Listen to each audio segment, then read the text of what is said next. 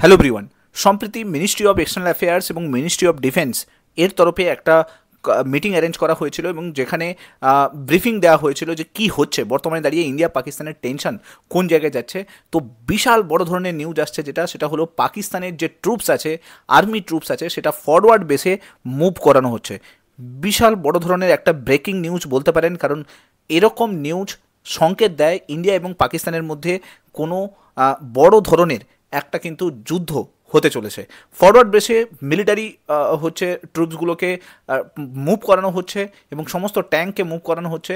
তো কি হতে চলেছে ইন্ডিয়া পাকিস্তানের মধ্যে, পরবর্তীকালে কি হতে চলেছে, আর্মি গ্রাউন্ড অপারেশন করতে পারবে কিনা, এই মুহূর্তে দাঁড়িয়ে ইন্ডিয়ান আর্মি কী স্টেপ নিতে চলেছে, সমস্ত কিছু ডিটেলস এই ভিডিওটার মধ্যে থাকবে। এবং তার সঙ্গে সঙ্গে এটাও আপনাদেরকে জানাবো যে পরবর্তী কয়েকটা দিনে কী কী মুভমেন্ট চেঞ্জেস আসতে পারে এবং এই ব্রিফিংয়ে কি বলা হলো, সমস্ত কিছু ডিটেলস এই ভিডিওটার মধ্যে থাকবে। ভিডিওটা ভালো লাগলে লাইক করে দেবেন, চ্যানেলটাতে নতুন হয়ে থাকলে সাবস্ক্রাইব করে দেবেন এবং যত ইম্পর্টেন্ট আপডেট আসবে সেগুলো কিন্তু আমি শেয়ার করতে থাকবো। সো মাস্ট চ্যানেলটার সঙ্গে জুড়ে থাকতে ভুলবেন না।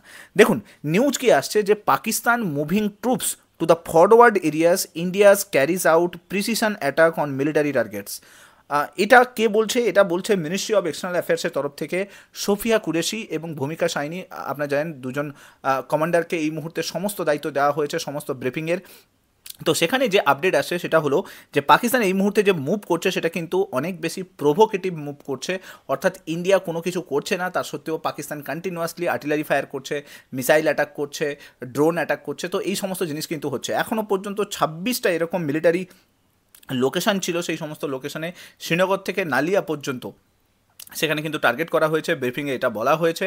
এবং সেখানে এই যে পাকিস্তানের ইন্ডিয়া অলসো পাকিস্তানের কিছু মিলিটারি টার্গেটকে হিট করেছে, তার মধ্যে রাফিকি, মুরিদ, চাকালা, রাহিম, ইয়ার খান, শুকুর, জুনিয়া, এই সমস্ত যে মিলিটারি টার্গেটগুলো জায়গাগুলো ছিল সেখানে কিন্তু প্রিসিশন মিলিটারি হচ্ছে মিসাইল দিয়ে কিন্তু টার্গেট করা হয়েছে।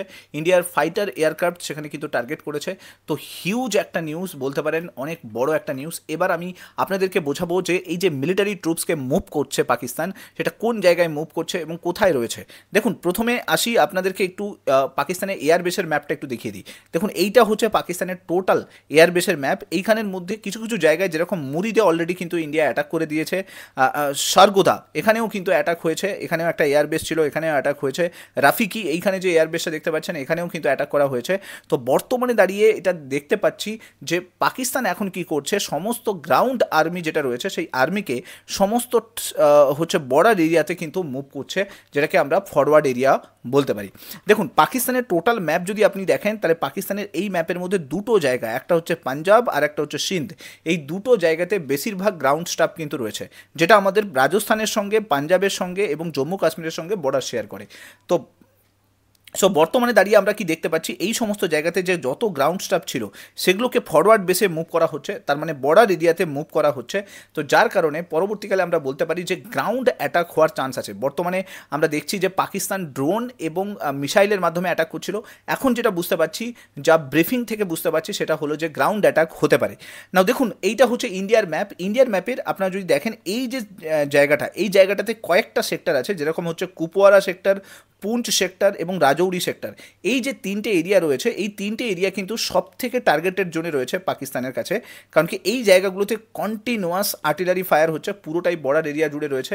এবং এই জায়গাতে পাকিস্তানের সমস্ত যে আপনার যে ফরওয়ার্ড বেসগুলো আছে সমস্ত কিন্তু এই জায়গাতেই কিন্তু রয়েছে। তো এই এরিয়াতে যেহেতু পাকিস্তান অকুপাইড কাশ্মীর এই জায়গাটা, তো এখানেই কিন্তু সমস্ত ফরওয়ার্ড বেসগুলো রয়েছে। তো এই মুহূর্তে দাঁড়িয়ে পাকিস্তান কি করছে, সমস্ত আর্মিগুলোকে এই ফরওয়ার্ড বেসে কিন্তু শিফট করাচ্ছে। এখন এই জায়গাতে কোন কোন এরিয়া পড়ছে সেটা আপনার একটু ম্যাপে দেখুন। দেখুন এখানে দেখতে পাবেন এই যে শিয়ালকোট জায়গাটা রয়েছে, দেন আপনারা দেখতে পাচ্ছেন শেখুরপুরা, লাহোর, ঠিক আছে, ইসলামাবাদ, এখানে দেখতে পাচ্ছেন মুজফ্ফরাবাদ। এই সমস্ত জায়গা কিন্তু সম্পূর্ণ পাকিস্তানে কিন্তু আর্মি ফরওয়ার্ড বেস রয়েছে। তো এই মুহূর্তে দাঁড়িয়ে যেটা জানতে পারছি যে এই এরিয়াগুলোতে কিন্তু সমস্ত আর্মি ফরওয়ার্ড বেসে কিন্তু আর্মিদেরকে হচ্ছে ফরওয়ার্ড করা হচ্ছে। পাকিস্তানের সবথেকে বড় প্রবলেম যেটা, সেটা হচ্ছে পাকিস্তান কোনো কিছু না বুঝেই কিন্তু প্রভোকেটিভ অ্যাকশন ইন্ডিয়ার এগেনস্টে নিচ্ছে, যেটা ইন্ডিয়ার তরফ থেকে বারবার বলা হচ্ছে যে যদি পাকিস্তান এরকম কোনো প্রভোকেটিভ স্টেপ নেয় তাহলে ইন্ডিয়া কিন্তু খুব ম্যাসিভলি স্ট্রাইক করতে চলেছে পাকিস্তানে অলরেডি 6টা এয়ারবেসকে আমরা টার্গেট করেছি। সেই সমস্ত এয়ারবেসের যে ভিডিও সেটা প্রচুর পরিমাণে ভাইরাল হয়েছে। সেই সমস্ত ভিডিওতে দেখা যাচ্ছে যে এয়ারবেস পুরো জ্বলে পুড়ে খাক হয়ে গেছে, কিন্তু তার সত্ত্বেও পাকিস্তান কিন্তু এই মুহূর্তে হার মানছে না। গ্রাউন্ড স্টাফ যথেষ্ট হচ্ছে আমাদের এই মুহূর্তে যদি দেখেন প্রায় 51 লাখ গ্রাউন্ড স্টাফ রয়েছে, আমাদের টোটাল আর্মি পার্সোনাল রয়েছে। সেই তুলনায় পাকিস্তানে যদি দেখেন 17 লাখ আর্মি পার্সোনাল রয়েছে। তো গ্রাউন্ডে অ্যাটাক হওয়ার চান্স আছে, এটা বলতে চাইছে, ব্রিফিংয়ে এটা জানিয়েছে।